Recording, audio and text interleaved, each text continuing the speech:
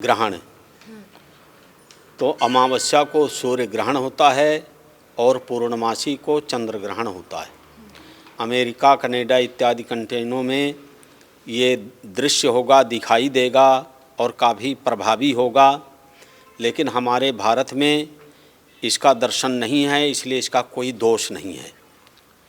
बराबर मंदिर खुले रहेंगे, पाठ पूजा होगी, कोई भी इसका परहेज नहीं होगा। ਸਤਿ ਸ਼੍ਰੀ ਅਕਾਲ। ਤੁਸੀਂ ਦੇਖ ਰਹੇ ਹੋ ਡੇਲੀ ਪੋਸਟ ਪੰਜਾਬੀ। ਮੈਂ ਹਾਂ ਅੰਚਲ ਜੱਗੀ। ਅੱਜ ਪੰਡਿਤ ਜੀ ਰਾਮ ਯੱਗੇ द्विवेदी ਜੀ ਦੇ ਨਾਲ ਗੱਲਬਾਤ ਕਰਾਂਗੇ ਗ੍ਰਹਿਣ ਦੇ ਬਾਰੇ ਅਤੇ ਨਵਰਾਤਰਿਆਂ ਦੇ ਬਾਰੇ। ਕੀ ਕੁਝ ਰੀਤੀ ਰਿਵਾਜ ਨੇ, ਕੀ ਕੁਝ ਸ਼ਾਸਤਰ ਕਹਿੰਦੇ ਨੇ। ਰਾਮ ਰਾਮ ਪੰਡਿਤ ਜੀ। ਜੈ ਸ਼੍ਰੀ ਰਾਮ, ਜੈ ਸ਼੍ਰੀ ਰਾਮ। ਪੰਡਿਤ ਜੀ, ਕਈ ਲੋਕ ਕਹਿੰਦੇ ਨੇ ਕਿ ਜਿਵੇਂ ਨਵਰਾत्रे आते हैं, हर दूजे दिन, हर तीसरे दिन जो घर होता है वो वहाँ पे अलग रीति रिवाज होते हैं नवरात्रि को लेके, तो शास्त्र क्या कहते हैं वो बताइए। नवरात्रों की सभी लोगों को बधाइयाँ। पहला आपका प्रश्न है ग्रहण। तो अमावस्या को सूर्य ग्रहण होता है और पूर्णमासी को चंद्र ग्रहण होता है, लेकिन हमारे भारत में आज का ग्रहण नहीं है। ये अमेरिका, कनाडा इत्यादि कंट्रियों में ये दृश्य होगा, दिखाई देगा और काफ़ी प्रभावी होगा, लेकिन हमारे भारत में इसका दर्शन नहीं है, इसलिए इसका कोई दोष नहीं है।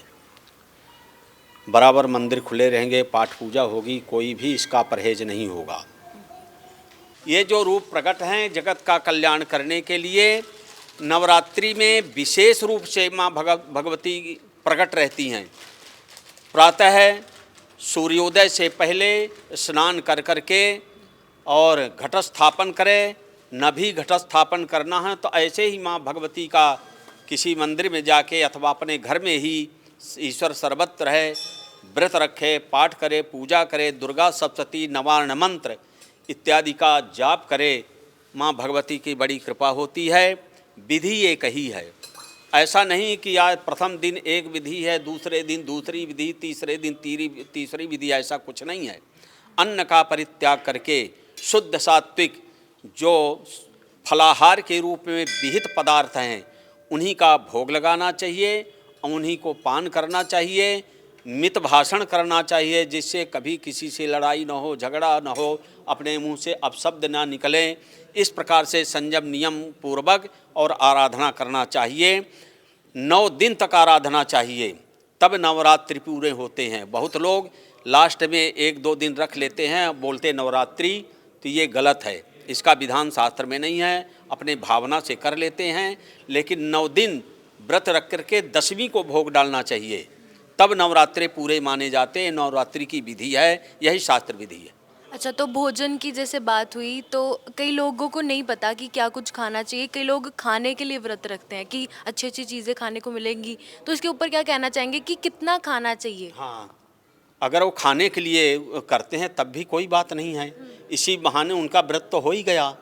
और ये नियम है, ज्ञान से अज्ञान से जैसे भी व्रत हो जाए, ईश्वर से संबंध बन जाए, वही कल्याण का साधन बन जाता है। ठीक है, तो आप कह रहे हैं कि जितना मर्जी खाइए, पर जितना मर्जी नहीं।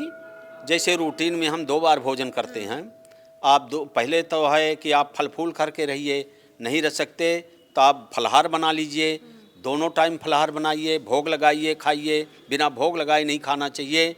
अथवा एक टाइम आप फलाहार कर लीजिए, 1 गिलास दूध पी लीजिए। अपनी सामर्थ्य को शरीर माध्यम खलो धर्म साधनम, शरीर जिससे स्वस्थ रहे कि हम पाठ करें, पूजा करें, सब कर सकें, इस प्रकार से चलना चाहिए। ठीक है, क्या क्या खाना चाहिए।